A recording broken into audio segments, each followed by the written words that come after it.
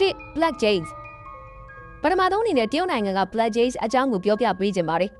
တရုတ်နိုင်ငံတော်မှာ Black Jays လို့ခေါ်တဲ့လူ့ဝက်အကျဉ်းထောင်တွေများစွာရှိနေပြီးအဲဒီထောင်လေးကိုဘုံအစိုးရကထိန်းချုပ်ထားတာမျိုးမဟုတ်ပဲဒေသရင်းနိုင်ငံရေးသမားတွေရဲ့လက်အောက်မှာရှိနေကြတာဖြစ်ပါတယ်။ရောင်းသွားပြီးကန့်ကွက်ဆန္ဒပြသူတွေနဲ့နိုင်ငံရေးခေါင်းဆောင်တွေရဲ့ပြိုင်ဘက်တွေကိုအဲ့ဒီထောင်ထဲမှာဖမ်းဆီးထားကြတာပါ။2009ခုနှစ်တုန်းကတစ်ချိန်ကအဲ့ဒီထောင်ထဲမှာထိန်းသိမ်းခံခဲ့ရဘူးသူတူကနေသတင်းတောက်တူကိုအဲ့ဒီထောင်ကျောင်းသတင်းပေးခဲ့ပါတယ်။အဲ့နောက်အဲ့ဒီသတင်းတောက်ဟာ Black Jays ထောင်တစ်ခုကိုတောင်းကြည့်ရှုလိုက်စင်မှာတော့ထောင်တွင်းကအမျိုးသမီးတူကသူ့ကိုစိုက်ကြည့်ပြီးအကူအညီပေးဖို့အော်ဟစ်နေခဲ့ပါတယ်။ထောင်တွင်းမှာလည်းထောင်ဆောင်3ရှိနေပြီးတော့တကားဖွင့်ပေးဖို့တင်းကျပ်ပြောခဲ့ပြီးမှလည်းလုံးဝဖွင့်မပေးခဲ့ကြပါဘူး။ထောင်ထဲမှာအဲ့မျိုးသမီးဘာတွေဖြစ်နေလဲဆိုတာကိုလုံးဝမသိရသလိုသူ့ရဲ့မိသားစုနဲ့မိတ်ဆွေတွေကိုလည်းနိုင်ငံတော်ကနေအတိပေးခဲ့ခြင်းမျိုးလုံးဝမရှိပါဘူးတဲ့။ဒါတရုတ်နိုင်ငံမှာချင်းပြန်ခြားစားမှုတွေကိုလက်ပိုက်ကြည့်မနေနိုင်ပဲတိုင်တန်းခဲ့သူတွေရဲ့ဆုံးသက်ပါပဲခင်ဗျာ။ဒီလိုမှတရားဘက်ကလည်းရပ်တည်နေသူတွေကိုလျှို့ဝှက်ထောင်ထဲပို့ပြီးညှဉ်းပန်းနှိပ်စက်ကြမှာတော့နိုင်ငံတော်ရဲ့ဘဲဝင်နှန်းခံပြဥပဒေကိုလိုက်နာကြပါတော့မယ်ဗျာ။တခါတော့ဆိုရင်မြို့မီတူဟာချင်းပြခြားစားမှုကိုလက်မခံနိုင်တော့ပေကျင်းမြို့တွေသွားပြီးတော့ဆန္ဒပြခဲ့ပြီးပဲ Black Jays တဲ့ကိုပဲခေါ်သွားခံရပါတယ်။နောက်တော့တန်တုတ်ပရိသတ်တွေကိုထိုးတဲ့စူးတန်စားရရာတွေကိုတုံးပြီးတော့ညှဉ်းပန်းနှိပ်စက်မှုတွေပြုခဲ့ကြတာပါ။အကျဉ်းသားတွေကိုပုံမှန်အားဖြင့်လာနေငယ်ကနေနှင်းနေငယ်ထိဖမ်းဆီးထားလိရှိကြပြီးဒီကျင်းတော်တွေအကြောင်းကတော့တရုတ်နိုင်ငံမှာလူတော်များများသိနေတဲ့လျှို့ဝှက်ချက်လို့လည်းပြောလို့ရပါတယ်။တကယ်တော့တရုတ်ဆိုရသူတို့အကြောင်းကိုပြည်သူတွေသိမှသိပြီးတော့မစိုးရင်ကြပါဘူး။အကြောင်းကတော့ထုတ်ပြောပြီးဆန္ဒပြသူမှန်များကို Black Jays ထဲမှာပိတ်ခံရမယ်ဆိုတာကိုလူတိုင်းသိနေတော့လုံးဝမလုပ်ရကြပါဘူး။အစိုးရလူချင်းတဲ့ချက်ကလည်းအဲ့ဒီရပါပဲ။ဒီမနေ့ကျူးကျော်ဖို့ဆွေးနွေးနေတဲ့ရုပ်သံ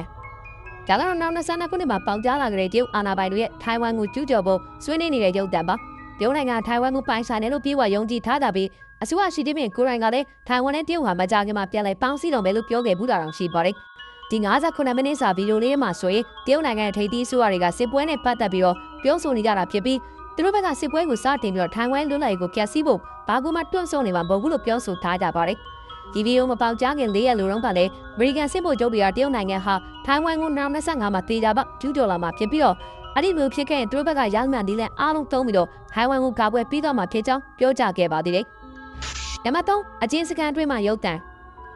ဒီကမှာတော့2019ခုနှစ်တရုတ်နိုင်ငံအကျဉ်းစခန်းတစ်ခုအတွင်းကလျှို့ဝှက်ရုပ်သံတစ်ခုကြောင့်ကိုတင်ဆက်ပေးခြင်းပါတယ်။ဒီအကူတော့ drone နဲ့ရိုက်ကူးထားကြတာဖြစ်ပြီးအဲ့ဒီစခန်းတွေကကျင်းသား100ကျော်အပြောင်းတူနေဝစ်စုံကိုဝစ်ဆင်ထားကြပြီးတော့အားလုံးကဦးကောင်းကိုပြောင်းလျောင်ရိတ်ထားကြပါသေးတယ်။ကြီးရတော့အဲ့ကျင်းသားပြမွတ်စလင်တွေဖြစ်ရန်တူပါတယ်။မကြသေးကမှအစိုးရတရုတ်နိုင်ငံတွင်းကမွတ်စလင်တွေအားလုံးကိုဘယ်ဘာသာမှမကူးကွယ်ဖို့တားမြစ်ခဲ့ကြပြီးအကြောင်းရင်းကတော့တရုတ်ကွန်မြူနစ်ပါတီထက်တခြားရာကိုပို့ပြီးတော့ကူးကွယ်တဲ့ဖြစ်ရပြုံးလုံးဝလက်မခံကြတာကြောင့်ပါပဲ။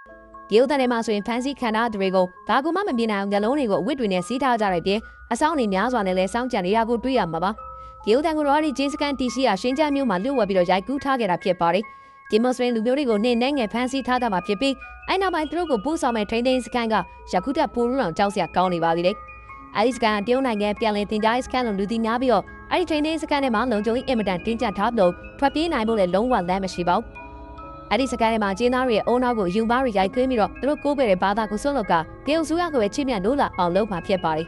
။နံပါတ်4တရုတ်နိုင်ငံထောင်တွင်းကနေထွက်ပြေးဖို့ကြိုးစားနေတဲ့မြောက်ကိုရီးယားလူမျိုးတို့နောက်ထပ်ဆက်ကြည့်ရမယ့်ရုပ်သံကတော့တရုတ်နိုင်ငံကြည်လင်းမြို့ကနေထွက်ပြေးလာတဲ့ရုပ်သံပါဒီထဲမှာဆိုရင်လူတအူးဟာညလိုက်ကောင်မှာထောင်ထဲကနေထွက်ပြေးဖို့ကြိုးစားနေတာကိုမြင်တွေ့ရမှာဖြစ်ပါတယ်ဒီလိုကခေါင်းမပုတ်ပုတ်တက်ပြီးတော့လျှက်စင်လွတ်ထားတဲ့ကာဝဲကျူးတွေပေါ်ကနေတွားကနေခုံစင်းပြီးတော့ထွက်ပြေးဖို့ကြိုးစားနေတာဖြစ်ပါတယ်တကယ်တော့သူထောင်ပေါက်ပြေးတဲ့ဖြစ်ရတဲ့အဲ့ဒီလူရဲ့နောက်ခံအကြောင်းကပို့ပြီးတော့အန်ဟောစရာကောင်းနေတာပါဒီလိုကတရုတ်လူမျိုးမဟုတ်ပဲမြောက်ကိုရီးယားလူမျိုးတူဖြစ်ပါတယ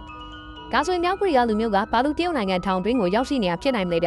ျတကယ်တော့အဲ့ဒီမျိုးသားမြောက်ကိုရီးယားနိုင်ငံတွင်းကနေတရုတ်နိုင်ငံထဲကိုထွက်ပြေးတိမ်းရှောင်လာခဲ့သူပါဒါမဲ့လို့တရုတ်နဲ့မြောက်ကိုရီးယားနိုင်ငံဟာငကုတ်တွေကထွက်ပြေးလာသူရှိရင်ဖမ်းဆီးပြီးတော့ပြန်ပို့ပေးဖို့သဘောတူညီမှုယူထားကြပါတယ်ဒီတော့တရုတ်ဆိုရမြောက်ကိုရီးယားနိုင်ငံကနေထွက်ပြေးလာတဲ့ဂျူရှင်ကျန်ဆိုတဲ့ဒီမျိုးသားကိုဖမ်းဆီးမိခဲ့ပြီးတဲ့နောက်ထောင်ဒဏ်17နှစ်ချမှတ်လိုက်တာပဲဖြစ်ပါတယ်ခုဆိုရင်သူဖမ်းခံရတဲ့ကာလဟာပြီးတော့မှဖြစ်ပြီးတော့မကြခင်မှာထောင်ကနေလွတ်မြောက်တော့မှာပါဒါဆိုရင်မကြခင်လွတ်တော့မယ်လူကဘာလို့များထောင်ပေါက်ပြေးဖို့ကြိုးစားရတာဖြစ်မလဲဒါကတော့သူထောင်ကနေလွတ်လာတဲ့တပြိုင်နက်မိခင်နိုင်ငံတော်စီကိုပြန်ပို့ခန်းမှာဖြစ်လို့ပါပ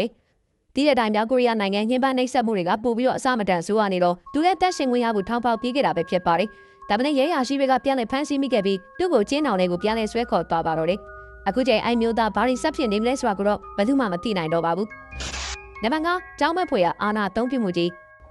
းဒီဗီဒီယိုထဲမှာတော့တရုတ်ဆိုရရဲ့အာနာသုံးပြမှုကိုမျက်ဝါးထင်နေမြင်တွေ့ရမှာဖြစ်ပါတယ်2022ခုနှစ်မှာတရုတ်ဆိုရရှိချင်းဖြင့်ဟာသူ့ကိုယ်သူတက်တာဆိုရဖြစ်နေအမိတက်ခဲ့ပါတယ်ဒါမှလည်းလူတချို့ကသူ့ကိုကြော်ပြီးတော့တခြားလူတူကိုမဲပေးကြမှာကိုတော့စိုးရိမ်နေပုံပါပဲဒါ ဒါကြောင့်ပြည်သူတွေမဲပေးနိုင်ခြင်းရှိရဲ့ရင်ဆိုးရဟောင်းဦးကျင်ထောင်ကိုမဲပေးမှုမစခင်မှာပဲလူစီကဖိုင်ရဲကိုယူဆောင်သွားခဲ့ပြီးတော့မဲပေးခမ်းမကနေနှင်းထုတ်ခဲ့ပါတယ်။အဲဒီအရာကိုမြင်နေရသူတွေရှိမယ်လေဘယ်သူမှဝင်ရောက်တားမြစ်ခြင်းမျိုးမရှိခဲ့ကြသလိုတားလည်းမတားဝင်ကြပါဘူး။ဦးကျင်ထောင်ဟာတမနာရှိချင်းဖြင့်ကိုတစုံတရာပြောဝကြိုးစားခဲ့မယ်လေတမနာရှိချင်းဖြင့်ကတော့လုံးဝကိုလင်းလူရှုထားတာဖြစ်ပါတယ်။အဲ့ဒီဖြစ်ပျက်နဲ့ပတ်သက်ပြီးတော့ဘယ်မီဒီယာကမှလည်းမတင်ရဲခဲ့ကြသလိုတရုတ်နဲ့ထိုင်ဝမ်ဆိုရှယ်မီဒီယာတွေပေါ်မှာလည်းတမနာဟောင်းဦးကျင်ထောင်နဲ့ပတ်သက်ပြီးတော့ရှာဖွေခဲ့မှုတွေကိုဖျက်တောက်ပစ်လိုက်ပါသေးတယ်။အဲ့ဒီချင်းအားကိုကြည်တင်အဖြစ်တမနာရှိချင်းဖြင့်အာနာရှင်တအုပ်ခင်မှလုံးဝတိတာနေပါဗျာ။နံပါတ်6တရုတ်နိုင်ငံတွင်းက lockdown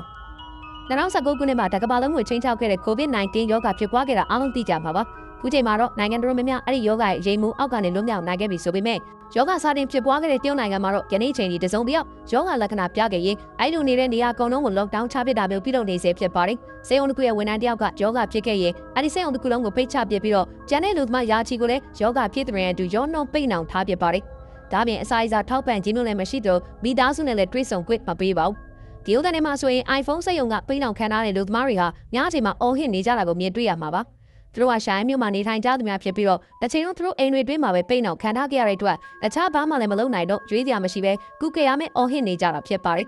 ။နံပါတ်9တရုတ်နိုင်ငံကကြောင်းမက်ဖွယ်ရတေမိတ်နောက်ဆုံးအနေနဲ့တရုတ်နိုင်ငံတွင်းကတေမိတ်ချမှုတွေအကြောင်းကိုတင်ဆက်ပေးကြပါမယ်။တရုတ်နိုင်ငံတေမိတ်ချမှုများပြားတဲ့နိုင်ငံဖြစ်ပြီးတော့2009ခုနှစ်မှာဆိုရင်တနေ့တည်းနဲ့လူကြောင်း8000ကိုတေမိတ်ချမှတ်ခဲ့ပါတယ်။တေမိတ်ပေးခံတဲ့သူတွေကိုကိုမြတ်မဲ့နေပါဝစ်ဆောင်တဲ့ဝစ်စင်ပေးတာမျိုးနဲ့နောက်ဆုံးကြိုက်ရအစားတောက်ရွေးချယ်ခွင့်ပေးထားတာမျိုးတွေလည်းလုပ်ပေးထားပါတယ်။ကွန်ပျူတာနေရာမှာတော့တနက်နဲ့ပြည့်တတ်တာတေးစီနိုင်တဲ့ဆေးမျိုးထိုးသွင်းပေးတာနဲ့နှလုံးခုန်ရက်ကတေးစီနိုင်တဲ့ပိုတက်ဆီယမ်ကလိုရိုက်ထိုးပေးတာမျိုးတွေလုပ်လို့ရှိပါတယ်။တရုတ်နိုင်ငံမှာဘာလို့တေမိန်ချခံသူများပြားနေလဲဆိုတဲ့ချက်ကတော့သူတို့နိုင်ငံမှာတေမိန်ချခံတဲ့ပြစ်မှုက68ခုရှိပါတယ်။အဲ့ဒီပြစ်မှုတွေထဲမှာအကွန်တိန်ရှာမှုတွေငွေချင်းလေလည်မှုတွေပါဝင်နေကြကြောင်းဖြစ်